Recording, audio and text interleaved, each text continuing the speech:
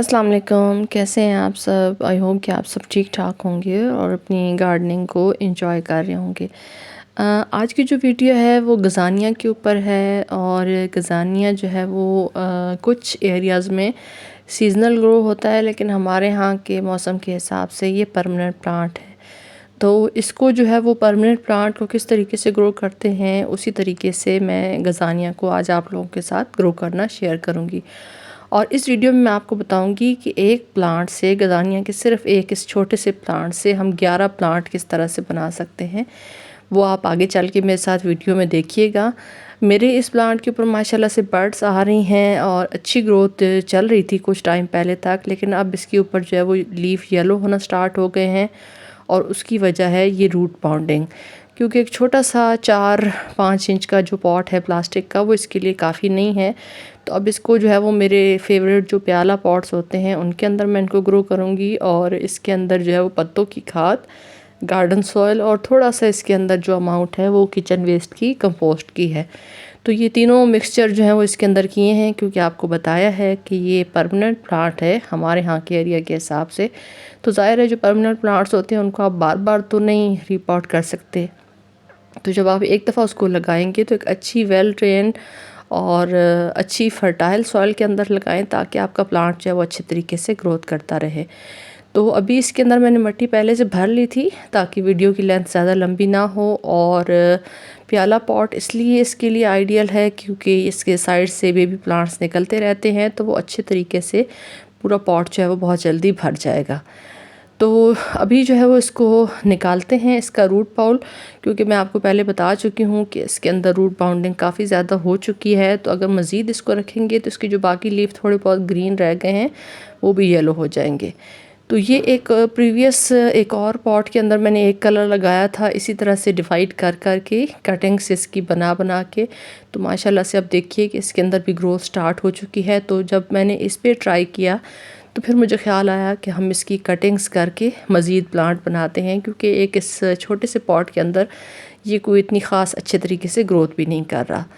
तो अभी इसका रूट बाउल पूरा निकाल लिया है और मिट्टी इसकी हार्ड नहीं थी, सॉफ्ट सॉइल थी, लेकिन मिट्टी के अंदर कोई ख़ास उस तरह से, जिस तरह से एक अच्छे फ्लावरिंग प्लांट की ज़रूरत होती है, वो नहीं थी। ये दो ढेले से थे। एक तो ये जब मैंने इसको देखा तो ये बिल्कुल कच्ची गोबर की खाद थी। ये आप देखिए, ये इसका कलर ये आपको बता रहा होगा, ब्राउन ब्राउन सा।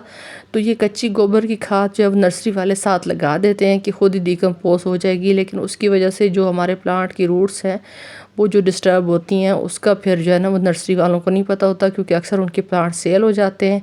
तो जब हम लेके आते हैं तो फिर हमारे पास जब प्लांट्स जो हैं वो प्रॉब्लम में आते हैं।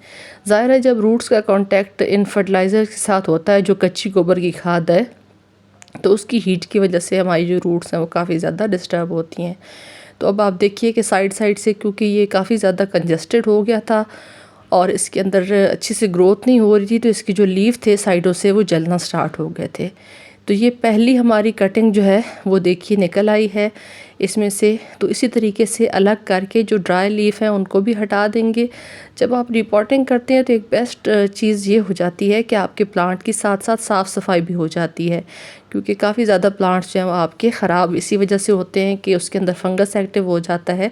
तो ये आप काउंट करें कि 11 प्लांट जो है वो मैंने इस एक प्लांट से बनाए हैं और एक प्लांट के ऊपर मैंने रूट्स रहने दी हैं, बाकी सारी जो है वो कटिंग्स मैं ग्रो करूँगी।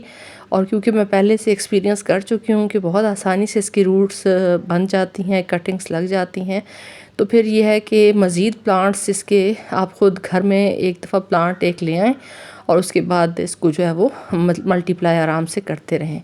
अच्छा, इसको आप सीड से भी लगा सकते हैं, दोनों तरीक़ों से लग जाता है। और जब आप इसको अच्छी तरीके से एक अच्छी फर्टाइल सॉइल के अंदर लगाएंगे तो ज़ाहिर है जब उसकी ग्रोथ अच्छी होगी, तो ये क्योंकि परमानेंट प्लांट है तो ये सारा साल ही तकरीबन फ्लावरिंग जो है वो इसके ऊपर होती रहेगी। फ्लावरिंग प्लांट जो है वो उसकी सबसे बड़ी चीज़ ये होती है कि अगर आप उसको अच्छी रिच सॉइल के अंदर लगाएंगे तो फिर ये हो ही नहीं सकता। ज़ाहिर है उसका काम है, अगर वो फ्लावरिंग प्लांट है तो उसने फ्लावरिंग ही करनी है। तो अगर आप उसको थोड़ा सा फ्लावर पे लाने के लिए सपोर्ट करते हैं तो फिर प्लांट जो है वो उसी तरीके से आपको रिस्पॉन्स भी करता है। तो अभी मैं इनकी कटिंग्स जो हैं वो इसी सॉइल के अंदर लगा रही हूँ और ये आइडियल टाइम है। इस टाइम पे आप इसकी जो कटिंग्स हैं वो बहुत आसानी से लगा सकते हैं, चाहे आपके पास गज़ानिया का कोई सा भी कलर हो।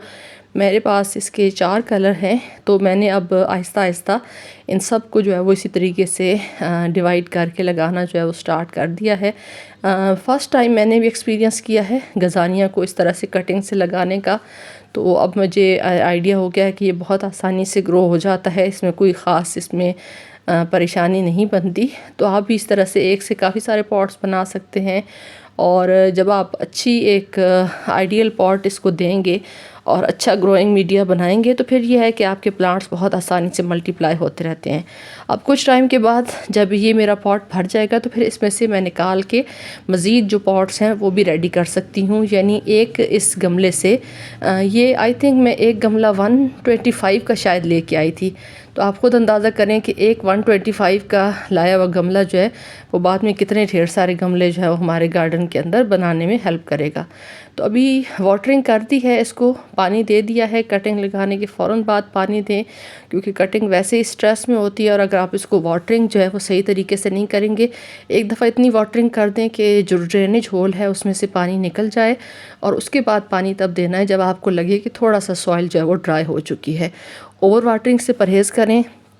गज़ानिया वो प्लांट है कि जिसको फंगस जो है वो सबसे ज़्यादा ख़राब करता है। यानी अगर आप ढेरों ढेर पानी देते जाएंगे तो फिर ये है कि उसकी रूट्स गल जाएंगी। वीडियो अगर अच्छी लगी हो तो लाइक कर दें। Thanks for watching.